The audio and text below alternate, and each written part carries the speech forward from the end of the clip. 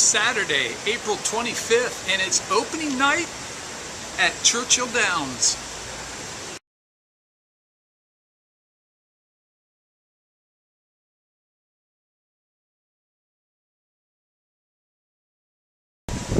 The first at Aqueduct, my selection was number 2, Barrister Jim. He looked to be the speed of the speed. He had the inside post, and his buyers were clearly superior to his rivals today. The problem was he hadn't been out in a year. Wow. And going 7 furlongs. But he broke on top. He was in hand, turning for home. Collared, stretch duel, photo finish. And these two come into the final furlong. Percussion behind them third. Chief Energy is fourth. 1/8 of a mile to go. Barrister Jim on the inside. Marriage Fever on the outside. Nose to nose at the 16th pole. Barrister Jim and Marriage Fever head and head. Bobbing heads all the way down to the line. Very close. First winner of the day.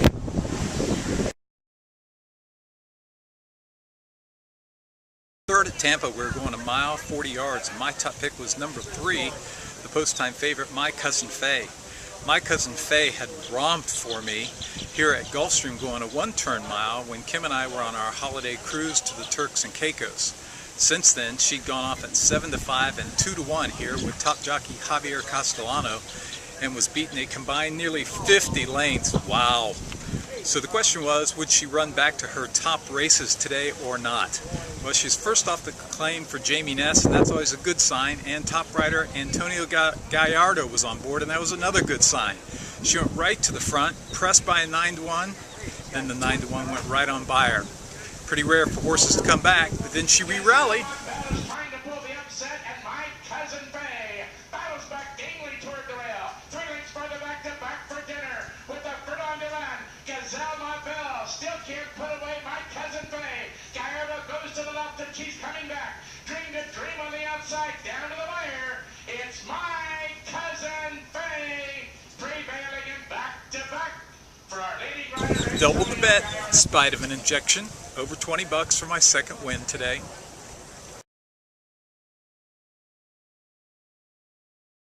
The racing game. You just gotta love it.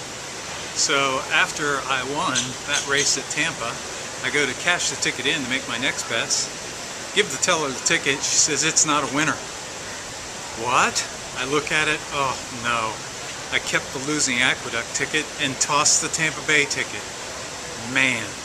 Made my bets, went right back to where I knew it was, and I'm thinking, well, it's not such a big crowd. Maybe it's still there. I remember I folded it in half.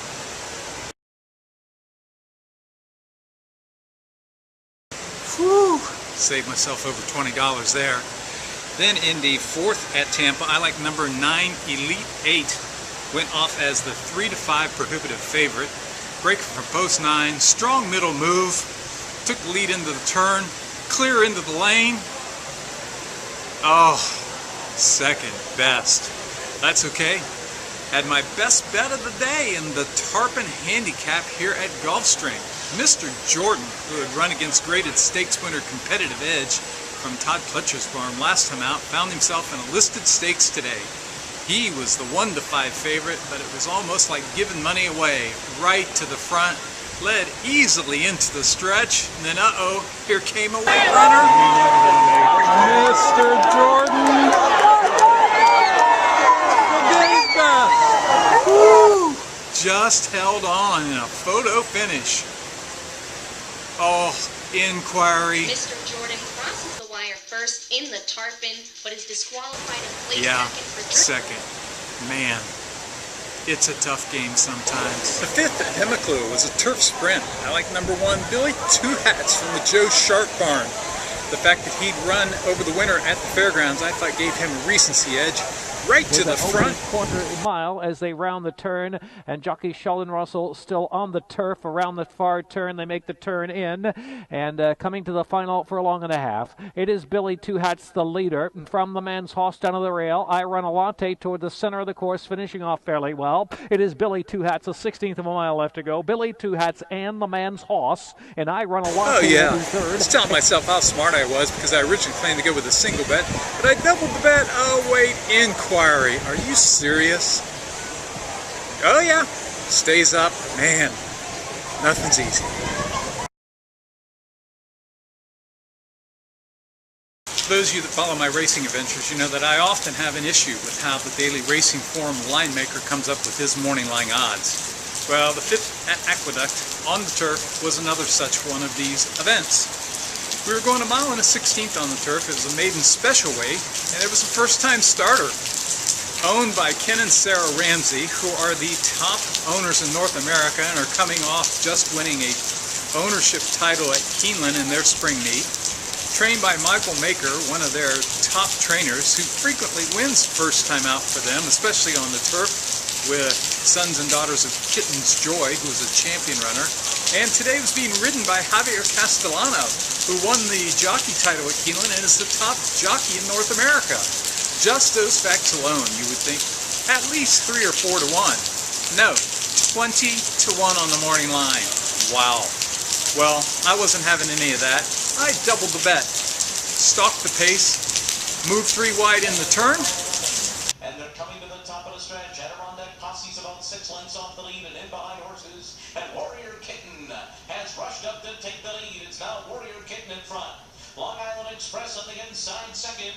Apollo 11 is third, and Captain Kidd is finishing well on the far outside, followed by Disco Joey. Warrior Kitten in front. Apollo 11 and Captain Kidd on the far outside. Warrior Kitten, Apollo 11. These two. It was close, but I'll take it. It's the 4th win of the day.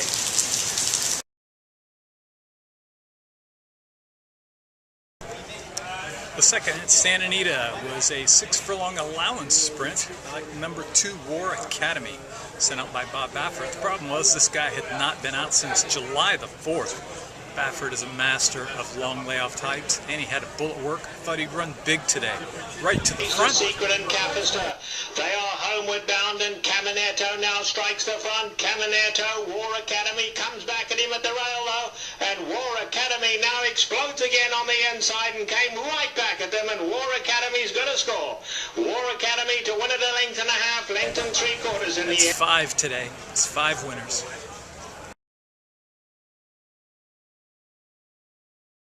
Cordero is inside, Boca Scuttlebutt in the 2-path, off the fence, here's Tap It Off, coming on with a full head of steam and ducking to the inside is El Amarante, wide open, Cordero tries to sneak away, leads it by a length, Tap It Off, down the center, continues to close at him, second, El Amarante is now third, but Cordero had something in reserve. Fletcher's Cordero, wire to wire.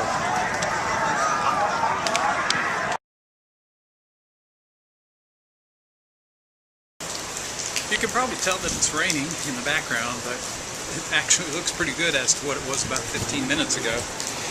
The 8th at Gulfstream was a non-winners of 2 lifetime, and I like number 8, Majestic Breeze.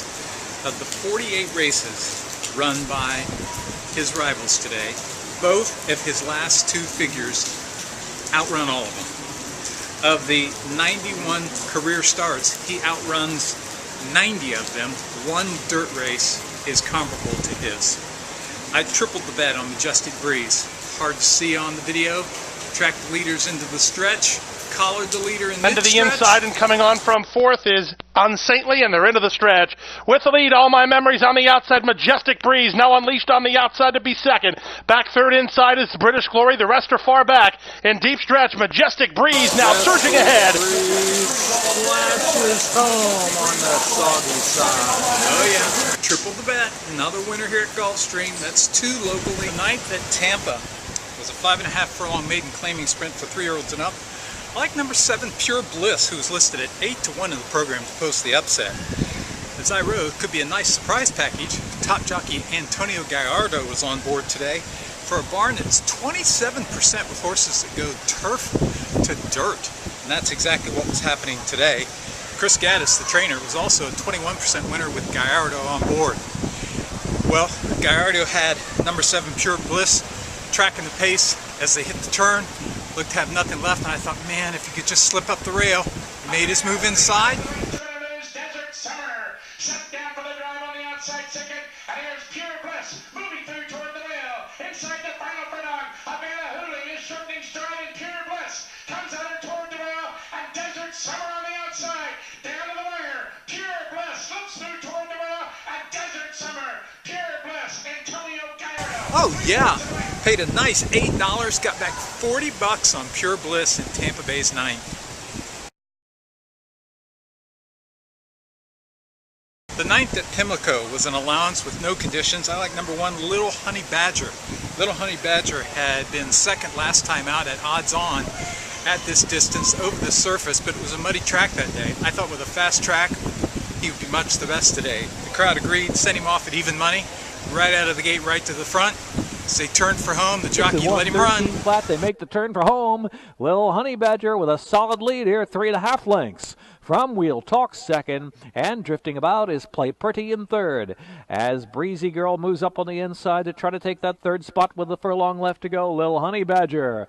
Little Honey Badger was full of run today. Trevor McCarthy and Little Honey Badger just left a pose for the picture. Is Little Honey Badger by 8 on the line. Little Honey Badger.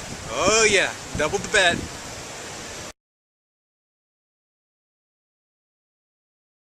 The fourth at Santa Anita, we were going down the hill. Love those downhill races. I like number 11, Hot Market. He'd gone down the hill twice.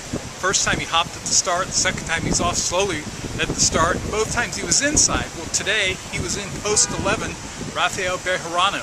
Thought there was plenty of speed to set up his late kick. He was sent off as the even money favorite. As they came down the hill, he started to make his move as they approached the dirt course, but he's still 7th at the furlong pole and 7 wide. On the far side, Hot Market starts to move into contention as well. Behind that comes No Plans and Roman Tizzy. They come to the top of the lane, and Gangnam Guy in the pink cap is the leader. Deep Play on the inside. Odin in with a shot too, with the breeze and the blue colours down the centre. El Tovar coming on late. Hot Market on the outside. Here's Hot Market grandstand side. Hot Market Sinan down at the rail coming late. Sinan along the inside. Hot Market grandstand side gonna hit it together. Hot Market. My 10th win, Hot Market at Santa Anita.